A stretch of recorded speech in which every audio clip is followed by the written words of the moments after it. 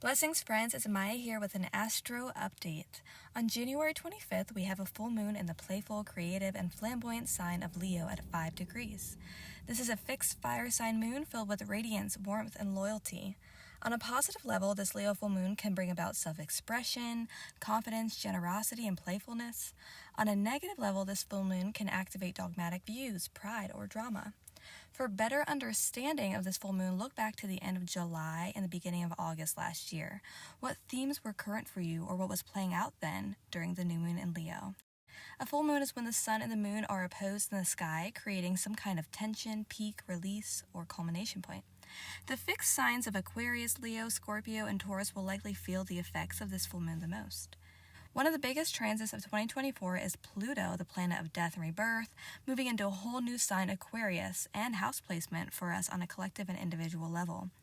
The sun has conjoined with Pluto, moving into the house of Aquarius, really bringing a spotlight and activating our personality, conscious awareness, and the quality of life, bringing powerful changes moving forward.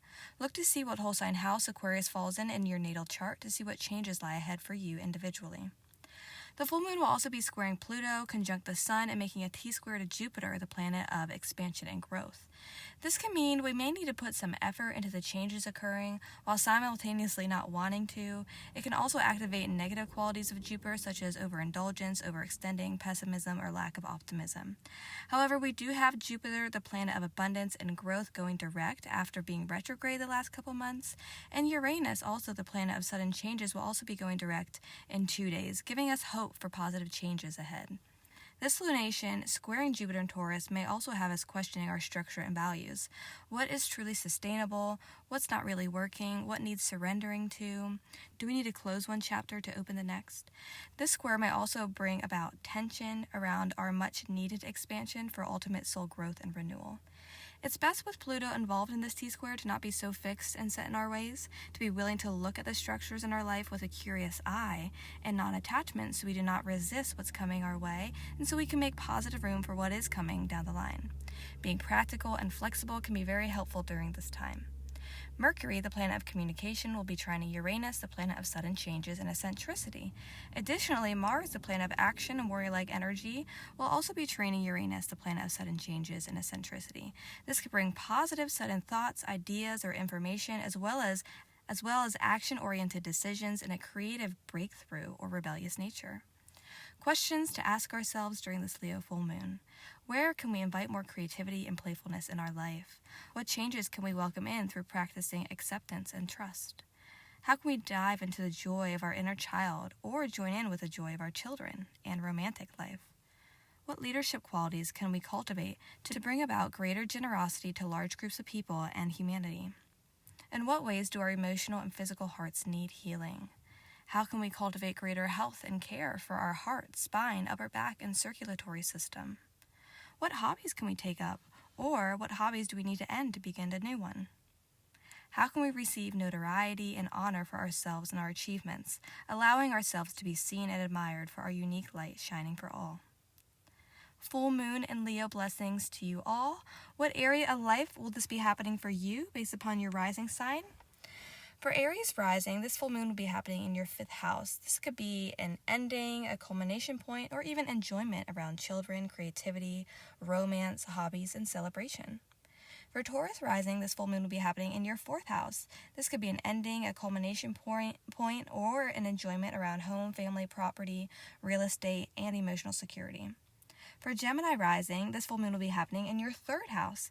This could be an ending, a culmination point, or enjoyment around one's communication, local travel, community, neighborhood, as well as extended siblings and family. For Cancer rising, this full moon will be happening in your 2nd house. This could be an ending or a culmination point or enjoyment around one's income, how you make money, physical possessions, as well as one's self-worth and self-esteem. For Leo rising, this full moon will be happening in your 1st house. This could be an ending, a culmination point, or an enjoyment around one's self, identity, physical body, outward appearances, and new endeavors. For Virgo rising, this full moon will be happening in your 12th house. This could be an ending or culmination point around the unseen realms, subconscious, unconscious realms, one's mental health, as well as spirituality, the metaphysics, and imagination. For Libra rising, this full moon will be happening in your 11th house. This could be an ending or a culmination point around large groups of people, friendships, friends, organizations, networking, as well as one's future hopes and wishes. For Scorpio rising, this full moon will be happening in your 10th house. This could be an ending or a culmination point around one's career, place in the world, leadership, public image, reputation, as well as achievements. For Sagittarius rising, this full moon will be happening in your 9th house.